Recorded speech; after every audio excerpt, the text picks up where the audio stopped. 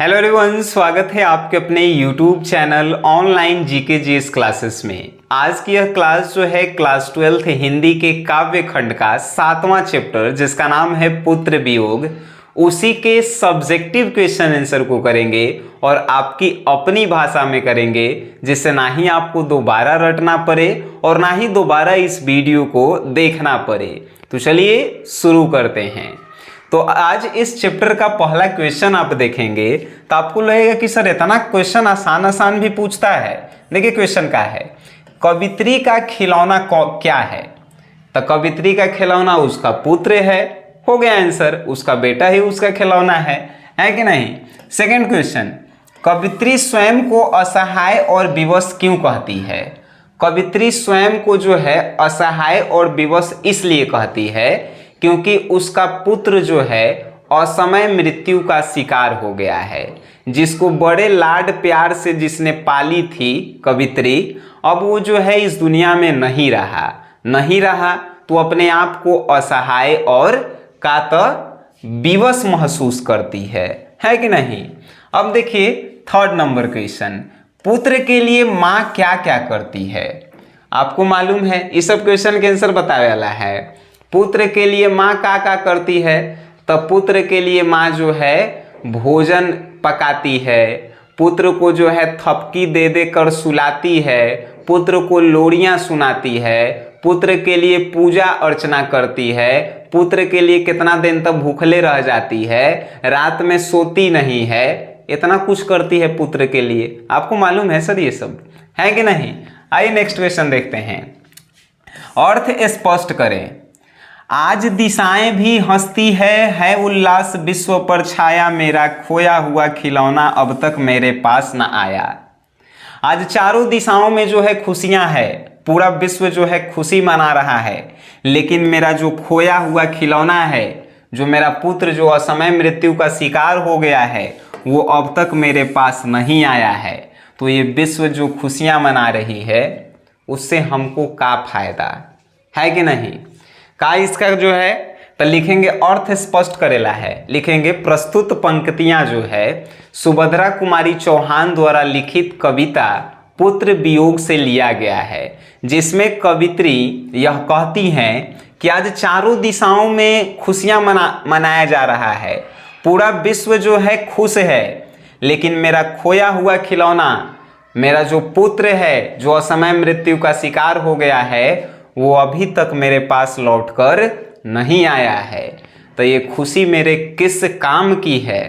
ठीक है, आइए 5 नंबर क्वेश्चन देखते हैं। क्वेश्चन है, माँ के लिए अपना मन समझाना कब कठिन है और क्यों? माँ के लिए अपना मन समझाना जो है कब कठिन है?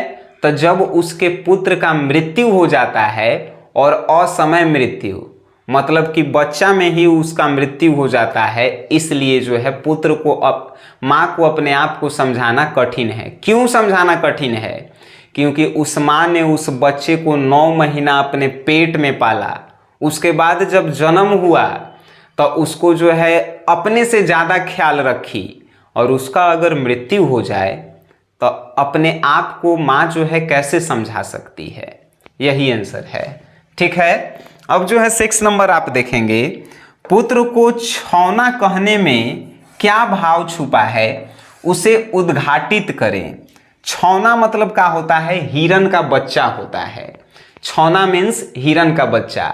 हिरन का बच्चा क्या होता है? तो भोला होता है, सीधा होता है, चंचल होता है, जो इन्हें उन्हें फुदकते रहता है। तो पुत्र को छौना कहने के पीछे कवित्री का यह अर्थ है कि मेरा बेटा जो है भोला है, सीधा है, चंचल है, ये अर्थ है। ठीक है, अब जो है आप इसकी नेक्स्ट जो है क्वेश्चन आप देखेंगे, और हमारा पूरा विश्वास है कि ऐसा क्वेश्चन आंसर आज तक आप YouTube पे नहीं देखे होंगे, आपके अपने लैंग्वेज में पढ़ाया जाए। ठीक है, चलिए क्वेश्चन है, मर्म उद्घाटित करें। अब इसका मर्म मतलब कि इसका जो है मतलब बताना है, अर्थ बताना है। भाई बहन भूल सकते हैं पिता भले ही तुम्हें भुलावे, किंतु दिन रात की साथिन माँ कैसे अपना मन समझावे। प्रस्तुत पंक्तियां सुभद्रा कुमारी चौहान जी द्वारा रचित पाठ पुत्र वियोग से लिया गया है, जिसमें कवित्री कहती हैं कि भाई बहन भले तुमको भूल सकते हैं, पिता भले तुमको जो है भुला देवें, लेकिन जो दिन रात तुम्हारे साथ जो माँ रही है, जो तुमको 9 महीना कोख में पाली है, वो तुमको कैसे भुला सकती है और वो अपने मन को कैसे समझा सकती है। इसीलिए जो है कहल जाता है दुनिया में भगवान से पहले माता पिता। ठीक है, तो हम ये बात बार बार आपको कहते हैं, भाई बहन आपको भले मरने के बाद भुला जाएं, आपके पिता भले कुछ देर के लिए भुला जाएं, लेकिन दिन रात जो साथ रही माँ, वो अपने मन को कैसे समझा सकती है कि आप इस दुनिया में नहीं हैं। ठीक है, नेक्स्ट क्वेश्चन देखिए, कविता का भावार्थ संक्षेप में लिखिए। ये क्वेश्चन का आंसर जो है आप लोगों के लिए होमवर्क है। ठीक है, ये जो है आप होमवर्क करके भेजेंगे। और बहुत सारे लोग कहते हैं कि सर बहुत बढ़िया आप पढ़ाते हैं, याद भी हो जाता है, लेकिन नोट्स आप देते।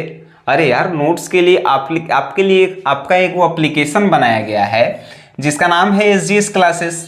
इस ऐप को जो है आप प्ले स्टोर से डाउनलोड कीजिए, इसमें जो है आपको नोट्स मिल जाएगा SGS क्लासेस प्ले स्टोर से। हम तो कहते हैं कि आप किसी भी सब्जेक्ट की तैयारी करना चाहते हैं, कोनो एगो सब्जेक्ट चाहे 2 चाहे सब सब्जेक्ट, आपका जब तक 12th का एग्जाम नहीं हो जाता है तब तक आपके फ़ोन में SGS क्लासेस रहना चाहिए। नहीं है तब फिर आपके लिए दिक्कत है। ठीक है, तो चलिए हम नेक्स्ट क्वेश्चन करते हैं। हमने के नेक्स्ट है, इस कविता को पढ़ने पर आपके मन पर क्या प्रभाव पड़ा उसे लिखिए। पुत्र वियोग जब आप कविता पढ़ें तो आपके मन पर क्या प्रभाव पड़ा। तो हमारे मन पे जो प्रभाव पड़ा हम आपको बताते हैं, आपके मन पर जो प्रभाव पड़ा होगा वो आप बताइएगा। इस कविता को पढ़ने पर हमारे मन पर यह प्रभाव पड़ा कि एक माँ जो है अपने पुत्र के लिए कितना दुख सहती है, उसको 9 महीना पालती है अपने पेट में, उसको जो है जन्म जब दे देती है तो कितना दर्द सहन करती है, और जन्म के बाद अपने से ज़्यादा उनको ख्याल रखती है। तो हम यही समझें कि हमारे लिए जो है इस पृथ्वी पे जो है हम लोगों की माँ जो है भगवान से बड़ी है। ठीक है, हमारे मन में यही विचार आया। आपके मन में क्या आया कमेंट बॉक्स में ज़रूर लिखिएगा। बाकी आप ये वीडियो देखे हैं, जाहिर सी बात है इस क्वेश्चन आंसर को आप समझ गए होंगे, याद हो गया होगा। तो आप इस वीडियो को अपने दोस्तों में शेयर करें, और बाकी ये वीडियो आपको अच्छा लगा है तो आप जो हैं उसके अच्छा लगा है और देखे हैं तो उसके लिए धन्यवाद।